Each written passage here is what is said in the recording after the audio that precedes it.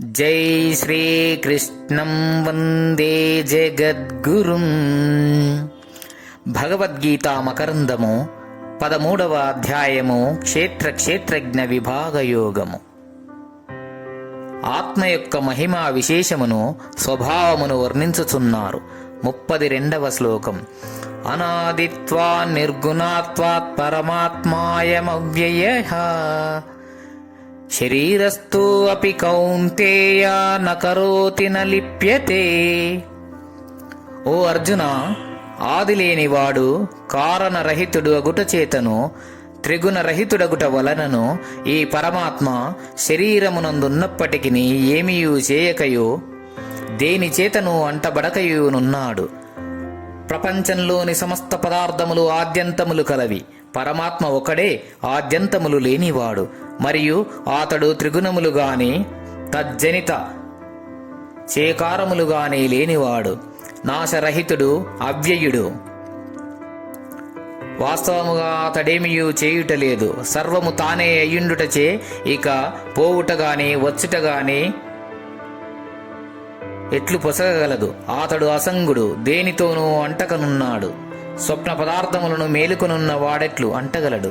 కావున శరీరము, మనస్సు, బుద్ధి మున్నగునవి అనేక కార్యములను చేయుచున్నను ఆత్మ సాక్షిగా నిష్క్రియముగా అసంగముగా సహజ ఆనంద స్థితి యందు వెలయుచున్నాడు. శరీరస్థో అపి అని చెప్పుట వలన పరమాత్మ దూరమున లేడు, అతి సమీపమున వారి వారి శరీరములందే ఉన్నాడని స్పష్టమగుచున్నది.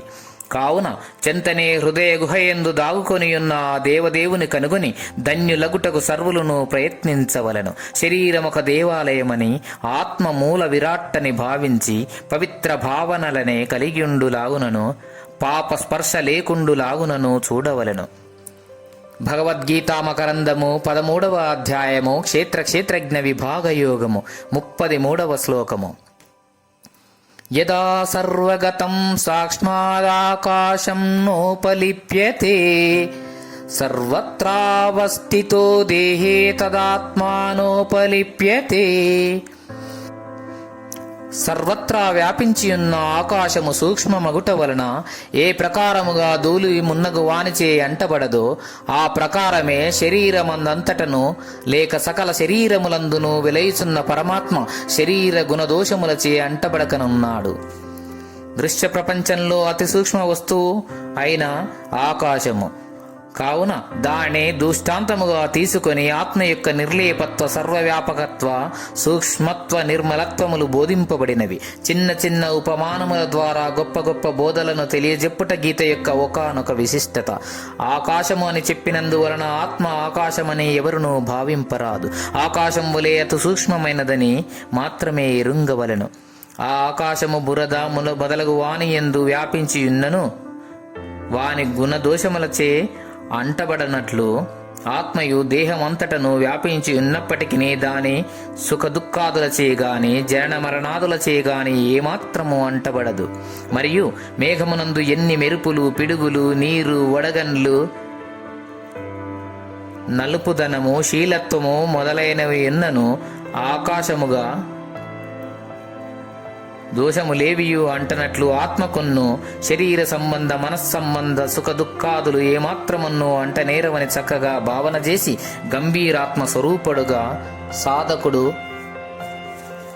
స్థితుడై ఉండవలెను. తాను వాస్తవముగా ఆత్మస్వరూపుడే కాని తన్ను దేహముగను సాక్షిగను దేహాతీతుడుగను చింతన చేయిచు దేహ సంబంధ బంధముగాని సుఖదుఖాదులు గాని తనకు లేవని తలంచి గంభీరముగా నిర్భయముగా ఆనందముగా నుండవలెను. సర్వత్రావస్థితో దేహే అని చెప్పినందువలన వెనుకటి శ్లోకమునందు తెలుపబడిన విధముగా భగవంతుడు అతి సమీపమున శరీరమునందే వర్తించుచున్నాడు. కావున పవిత్రాచరణ చే అతని హృదయమందే సాక్షాత్కరించుకొనవలయును. శరీరము దేని నిలయము దేవన్నిది అని భావించి దుష్కృత్యములను, పాపకార్యములను, పాప సంకల్పములను దరికి చేర్చరాదు. మరియు ఏ జాతి వారైనను, మతం వారైనను, స్త్రీ అయినను, పురుషుడైనను తన శరీరమున దేవదేవుడకు జగన్నాథుడు నివసించుచున్నాడని నిశ్చయించి ధైర్యోపేతుడై అతన్ని సాక్షాత్కరించుకొనుటకు శీఘ్రముగా యత్నించవలెను. అతడు దేహమున ఎక్కడున్నాడో అని పంచకోశములను వెతికి మనస్సును శోధించి తుదక అతన్ని కనుగొనుటలో విజయము గాంచవలెను. ప్రయత్నశీలులకు అతడు దొరికియే తీరును. పరమాత్మ యొక్క స్వభావమేమి? అతడు శరీరమందున్నను ఆకాశం వలె నిర్లేపుడై దేహ సంబంధ సుఖదుఖాదులచే ఏమాత్రము అంటబడకనుండును. భగవద్గీత మకరందము 13వ అధ్యాయము క్షేత్రజ్ఞ విభాగ యోగము 34వ శ్లోకము. యదా ప్రకాశయత్యేకః కృత్స్నం లోకమిమం రవిః క్షేత్రం క్షేత్రీ తదా కృత్స్నం ప్రకాశయతి భారత. ఓ అర్జున, సూర్యుడొక్కడే సమస్త లోకములను ఎట్లు ప్రకాశింపజేయుచున్నాడో అట్లే క్షేత్రజ్ఞుడగు పరమాత్మ ఈ సమస్త క్షేత్రములను ప్రకాశింపజేయుచున్నాడు. ఆత్మ యొక్క నిర్లేపత్వమును ఆకాశ దృష్టాంతముల ద్వారా చెప్పి ఇప్పుడిక ప్రకాశత్వమును సూర్యుని దృష్టాంతము ద్వారా చెప్పుచున్నారు. సూర్యుడు లోకమంతటికి సాక్షిగానున్నవాడై ఈ లోకములనెట్లు ప్రకాశింపజేయుచున్నాడో ఆ ప్రకారమే క్షేత్రజ్ఞుడగు పరమాత్మ దేహేంద్రియ మనోబుద్ధ్యాది దృశ్య జగద్రూప క్షేత్రమునంతను ప్రకాశింపజేయుచు సర్వసాక్షి అయి వెలయిచున్నాడు.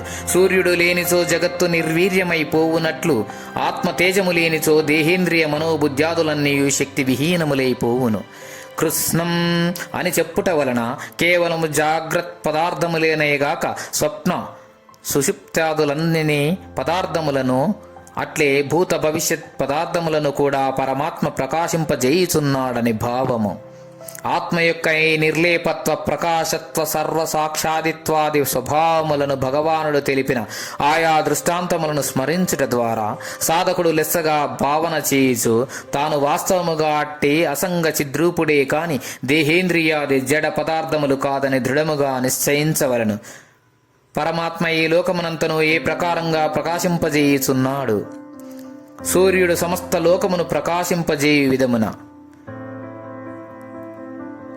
జై శ్రీకృష్ణం వందే జగద్గురుం. గీతాచార్యులు.